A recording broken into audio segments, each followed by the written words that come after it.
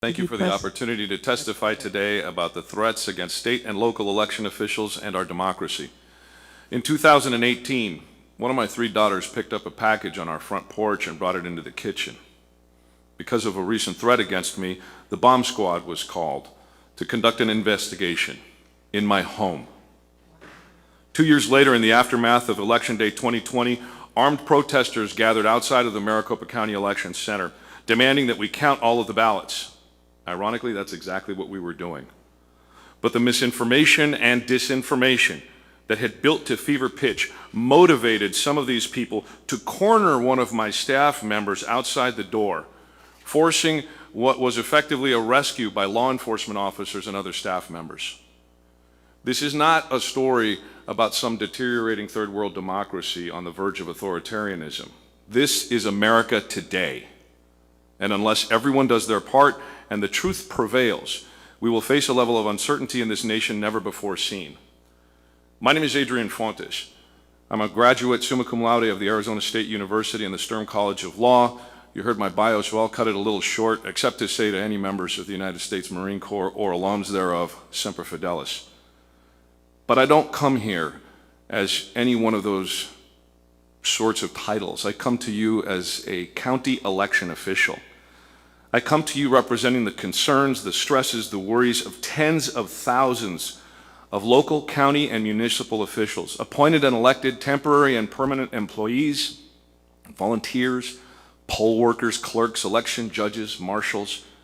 We have dozens of titles, but most importantly, we are all Americans. I greatly appreciate that you have invited our voices into this conversation, and we encourage you to continue to listen to the voices of the folks who are most directly responsible for making our democracy work in service of this republic. We need your help. We need your protection.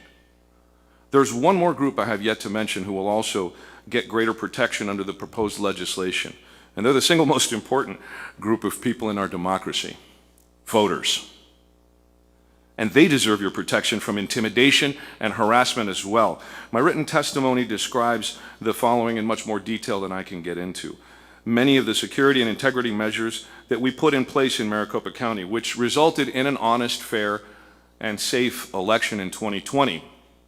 The subversive efforts of the former administration and anti-democratic factions, which further perpetuate the mythologies and the widespread voter fraud, and how that's leaving election administrators as potential victims to threats of violence, harassment, and possibly physical harm. The harassment and threats of violence against election workers in Maricopa County I and my team experienced during my term in office and beyond are also there. And we speak a little bit in my written testimony about the coordination that we entered into with federal, state, and local law enforcement agents and other safety agencies. But before I conclude, I must express my gratitude here on the record to those people that I'm asking you to protect. I won't name them because they know who they are, and sadly, mentioning their names could actually result in additional threats against them. Their professional staff at the Maricopa County Recorder's Office and Election Department did the nearly impossible in just 4 years. We added 500,000 more voters to our voter rolls. And between 2016 and 2020, we saw 600,000 more ballots cast in one county alone, even during a global pandemic. That is access.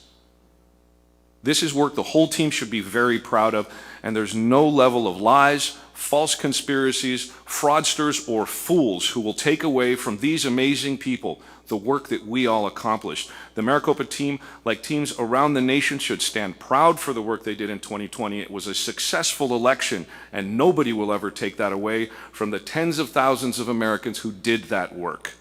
I strongly support legislative efforts to protect election officials in Arizona and across the country from harassment, intimidation, threats, and political interference, so that they can safely perform their duties to serve voters and protect election integrity.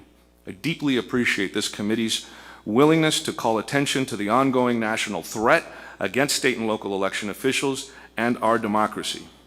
I thank you, Chairwoman Lofgren, for your time, and I look forward to all of your questions. Thank you very much for that testimony.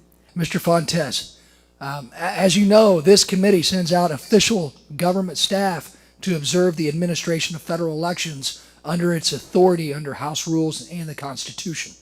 During the last election, Maricopa County unbelievably refused access to any congressional observers, both Republicans and Democrats, who were forced to peer through a lobby window in order to see any of the process. Isn't sunlight the best disinfectant? Why should observer access be limited? Madam Chair, Mr. Davis, I don't know if I have to go directly through the chair in these hearings. No, just the witness can answer. Thank you very much. Mr. Ranking Member, I'm not exactly sure where you're getting your facts from, but authorized observers who were authorized according to Arizona state law, and I know you're a proponent of states making the rules, had all of the access that was required and granted as appropriate in Maricopa County during the entire 2020 election cycle. Well, we'll get you some evidence from our official election observers from the House as to the problems they had, and I certainly hope we can work better together in the future to make sure that doesn't happen to either side when we're out doing our constitutional duty. How much money did you budget to administer the 2020 elections? Mr. Davis, we budgeted well over $23 million. The issue that we ended up having, of course, was the global pandemic that I don't think anybody finally realized the impact financially. So it ended up being a heck of a lot more than that we spent. Public outreach, safety equipment, PPE, finding and locating new places where we could have our vote centers so that folks could vote at appropriate social distances and so forth. So the number of dollars that we budgeted certainly didn't amount to what we ended up paying. Does that number include the CARES Act money that Maricopa County got? And I believe that's $399 million. Well, that would not have been included in the budget because the CARES Act was passed way after our budget was passed, sir. Okay. Well, I see I'm out of time, so I will yield back. Thank you. The gentleman yields back. Mr. Raskin is participating remotely. Mr. Raskin, you are recognized for 5 minutes. Thanks so much, Madam Chair, for calling this really important hearing. Mr. Fontes, in your testimony, you talk about all of the security measures that Maricopa County had to undertake during the 2020 election, including bringing in a SWAT team where you were counting ballots in order to prevent for the possibility of violence or turmoil in the event that the armed protesters outside the building got in. Can you explain how the security situation and the threats you received affected your operations and the staff? Thank you, Mr. Raskin. The threats really were certainly not anticipated, and they had a significant and severe impact on the staff. Some of the impact included folks having to deal with circumstances well beyond just what happened at the time. The anxiety, it was very difficult at some point after the election, once a lot of the threats and the protests outside of our building happened, to make sure that election workers would come back. Folks had to be escorted back and forth to their vehicles by armed guards of the Judicial Protective Services and the Maricopa County Sheriff's Department. And it's not a normal situation when fully armed and fully armored SWAT teams have to be present, because that's what security officials recommend. When folks are outside armed with AR-15 style and AK-47 style weapons, essentially threatening to storm the building. And that's a kind of a stressful situation that no civil servant, no election administrator should ever have to deal with. But they came through. And I have to say again, I'm incredibly grateful to the tens of thousands of people across the country, but particularly my team at the Maricopa County Recorder's Office and Elections Department. They came through with flying colors under the worst situation. Well, thank you for that, and thank you for your service. Last week, the former Republican Secretary of State, Ken Bennett, was barred from his own audit. As I understand it, he's working with the state Senate on that audit within the state of Arizona as they continue to engage in actions on the false premise of misconduct during the 2020 elections. The audit's being focused on Maricopa County, where you used to work. Can you please explain how misinformation and disinformation campaigns that balloon into these ridiculous audits affect our nation's election integrity efforts, and the dangers of partisan audits being conducted by individuals who don't have any experience? Thank you for the question, Mr. Aguilar. I think the first piece of misinformation and disinformation is actually calling what's happening right now in Arizona an audit. It is nothing of the sort. It never has been, and it was not intended to be. And I don't know any auditor who has any sort of professional certification who will stand by what is happening with Maricopa County's 2020 election, its ballots, its equipment, its data and information, and audit. That notwithstanding, misinformation and disinformation has moved a lot of normally reasonable people in Arizona and across the country to question what is a normal exercise conducted by average citizens just like you and me and anybody else out there. For some reason, the misinformation and disinformation has raised so much mistrust in basic systems.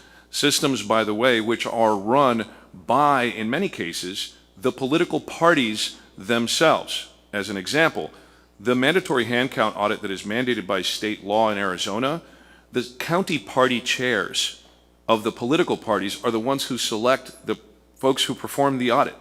They are the ones who oversee that audit and who are essentially coached in process only by the elections department after the election.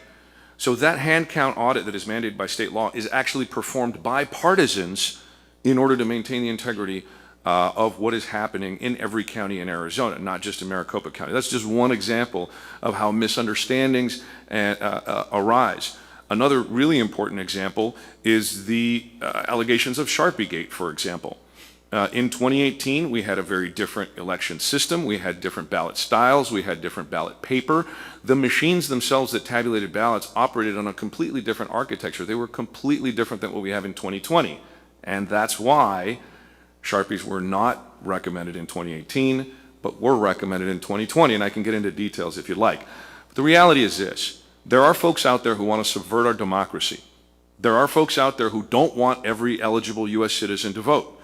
I don't count myself among them. There are folks out there who are afraid of the voice of America's voters.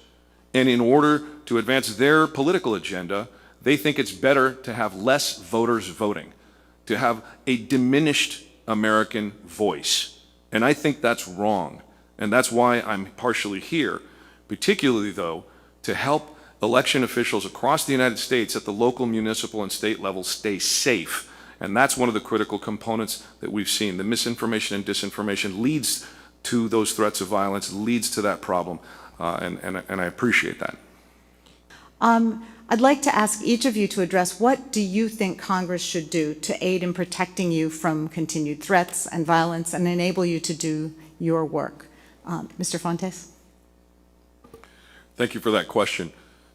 The critical component here, I think, that Congress can do is recognize that there is a difference between what we do as election administrators and what a lot of other people do. And of course, all of the work of government is important in its own way. But election administration is the golden thread that holds the fabric of America together. And it is a bipartisan effort. And without the current legislation, we will continue to see the threats and intimidation and violence rise. And so to directly answer the question, you can help by passing the bill that's on the table. So I'd like you to talk about how you see that connection with what you yourselves are facing. Mr. Fontes. Thank you for that. It's, if I could, this isn't just about me or Clerk Winfrey. This is about all election officials across the country. We are a unified band of bipartisan brothers and sisters and cousins and aunts and uncles. We learn from one another, we exchange best practices, and we certainly do share our experiences.